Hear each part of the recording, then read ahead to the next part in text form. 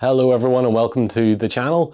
In this one, this is going to be the first part, hopefully, of maybe 2 or 3 videos, I'm not too sure yet, of my first RC four-wheel drive build. So this is the good old-fashioned Trailfinder 2, and it has the Mojave body kit, so it came as one big box like this. I have all the parts out of the box, all spread out, ready to go. I have the manual set up behind me on my desk. And as someone that has seen a lot of videos on the Trailfinder 2 and RC four-wheel drive in general, I am a little bit intimidated because I see so many great creations out there based on this chassis, on this platform in general. And I kind of want to be able to add to that in my own way. I'm not sure how I'm doing that. Obviously, I think if you know me from on tabletop that I'm going to be doing some weathering. There's going to be a lot of... It'll hopefully be a fairly beat up truck, but not completely wrecked looking. As far as the chassis goes, I'm just going to do a straight chassis build. I've got one part that I've changed out, which is the mounting for the transfer box, because I've seen in the reviews that it's mounted too low, and I've also seen one out of the box, it's too low. So I've got one that mounts it a little bit higher. I have a couple of 3D printed parts as well I'm going to be adding. I've got an interior I've 3D printed, as well as a couple of inner fenders for the front wheel arches. So I have those printed and ready to attach when we get there. So yeah, I'm not sure how this is going to go. I've built a couple of trucks in the past, but I'm by no means an expert in the hobby at all. I basically know that an ESC and a motor go together and they go into a gearbox and then the truck goes vroom.